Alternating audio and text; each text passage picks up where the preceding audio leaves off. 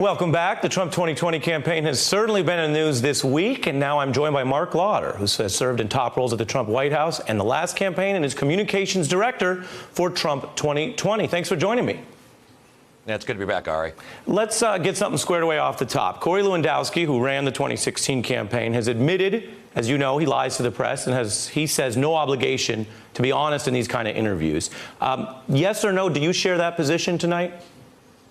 I'm a former journalist, Ari. I started my career in journalism, and I'm going to do my best to provide the facts that as I know them to you. So you disagree with Corey Lewandowski's claim there?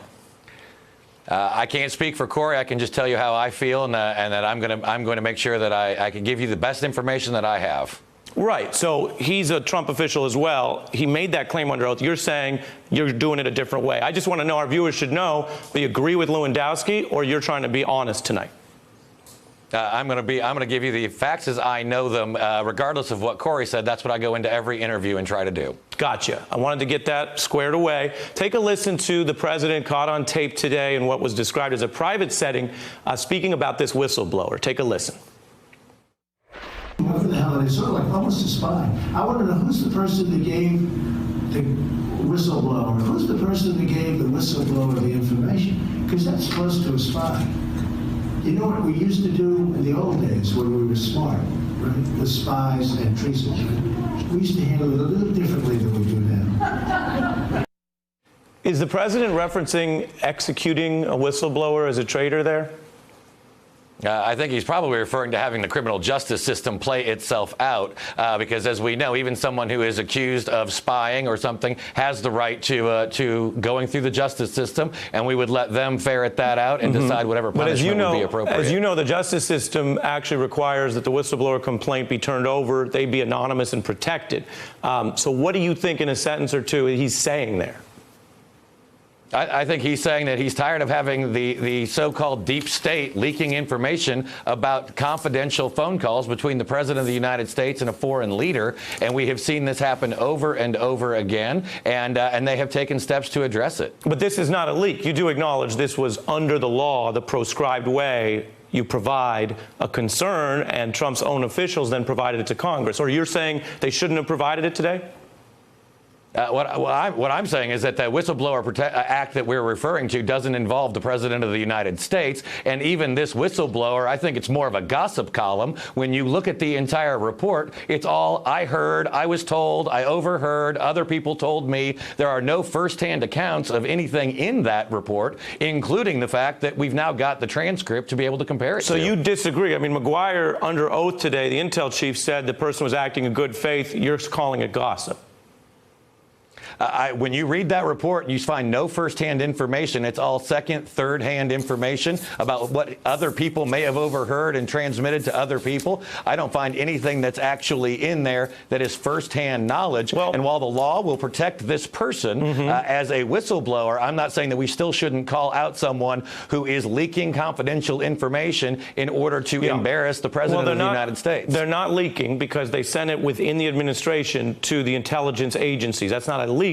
That stays in the administration. As you know, who sent it to Congress is the Trump administration. So to the extent that you're arguing it's a leak, that is a leak of Trump officials at the highest levels, McGuire and others who turned it over. But this brings us to the heart of it. You're working on Trump 2020. There's a lot of people in America who support Donald Trump and a lot of people, as you know, who oppose Donald Trump. Can you help us understand, as people get ready for this race, why after years of no collusion claims, your campaign now has the White House basically admitting Donald Trump colluded with Ukraine to go after Biden? I wonder, is the president now basically running from no collusion? Is he now running on pro-collusion? No, I actually think he's running against corruption. What we've seen that was happening in the Ukraine was they meddled in the 2016 election. We've also seen actions by a sitting vice president of the United States, the former vice president of the United States, with his son receiving $50,000 a month from a Ukrainian company where he had no experience. Let me hang you up there, because I know we want to stick to the question at hand. If you think there is anything worth investigating, why are you asking a corrupt, in the words of Donald Trump, a corrupt foreign government to do it? Well, this is an administration, a new administration that was elected on a platform of getting rid of the corruption. So what I think you heard in that transcript, or read in that transcript, was the President of the United States talking about making sure they stick with their investigations into corruption. But if it's important, you saw him why refer not, to why their not handle it in meddling America? I mean, this is something a lot of people are wondering. If it's so important, why not handle it in America? Well, the corruption and the meddling in the 2016 election, which Ukraine did, happened in Ukraine. So right, it but would America, be appropriate for their government to root that out. The president has a Justice Department.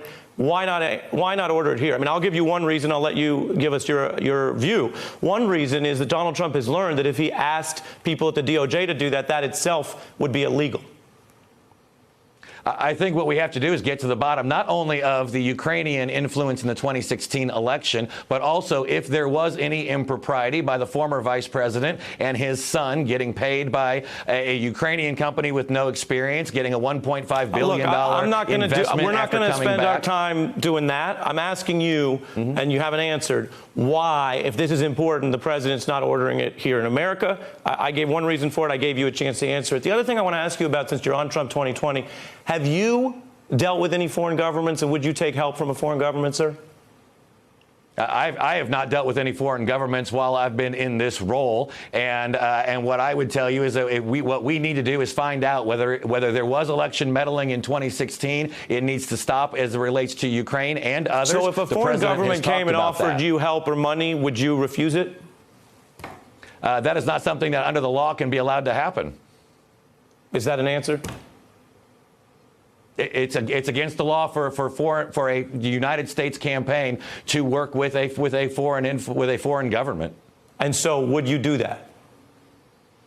I would not violate the law. No. So, how does it work for you when you have your president that you're seeking re-election? He is seeking to do that. So you're telling me today you're not looking for foreign help, but the Ukraine call notes, even before you get to the whistleblower, have the president saying, "Do me a favor, go after a domestic rival, Joe Biden." That is not what the transcript says, and you know better than that, Ari. He says, do me a favor, look into corruption, look into the incidents that were detailed in the 2016 election meddling, which I know many on this network have said we've got to do more. Let me read to you again, and it's important that we deal with the facts. Let me read to you from the administration of Donald Trump describing what this is. Quote, "The president wanted allegations of corruption involving an American official," that's Biden, "to be investigated by Ukraine. Do me a favor, investigate Biden." Why are you denying that when we all can see out here in the light of day? And I know we started the interview with you saying, unlike Lewandowski, you said you weren't going to lie in this interview. I'm reading to you from what the White House put out this week, currently. I'll reiterate to you what the actual phone call said. It talked about looking into Ukrainian meddling in the 2016 election, and it also talked about investigating the former vice president of the United States. Right, investigating Joe Biden as a rival. So that is the position. So vice president of the United States. You have a president running for re-election who has now admitted he's basically open to collusion, seeking it. But you're telling me tonight you're not going to do that because it's against the law. I disagree with it. It's collusion. Let me play for you before I let you go. Let me play for you before you go the president's multiple statements, which you're familiar with, inviting foreign help. That's now such an issue on your 2020 campaign. Take a look. Russia, if you're listening, I hope you're able to find the 30,000 emails that are missing. If somebody called from a country, Norway, we have information on your opponent. Oh, I think I'd want to hear it. President Trump says, "I would like you to do us a favor, though," asking for Ukraine to investigate matters involving the origins of Special Counsel Robert Mueller's inquiry. Later, the president also asks Zelensky to look into Joe Biden and his son Hunter. I'll give you the final word, sir. How do you run for re-election with a president who's gone from, as asked, no collusion to what we just saw with our own eyes, welcoming the help and collusion of multiple foreign governments on the record now? I think it's absolutely important that as it relates to Ukraine, that just because the former vice president is running for president, his actions as vice president deserve to be investigated. If there was any impropriety in his son receiving money, it should be fully explored. So the president ran on investigating Hillary last time, and you're admitting here tonight you're running on investigating Biden this time. I think any actions by a former office holder in their official capacity, if there is some allegation of impropriety, it would need to be explored. Mark Lauder from Trump 2020. Always appreciate you taking the questions, sir. Hey, I'm Ari Melber from MSNBC. You can see more of our videos right here, or better yet, subscribe to our YouTube channel below. You could have been anywhere in the world, but you're here with us, and we appreciate that.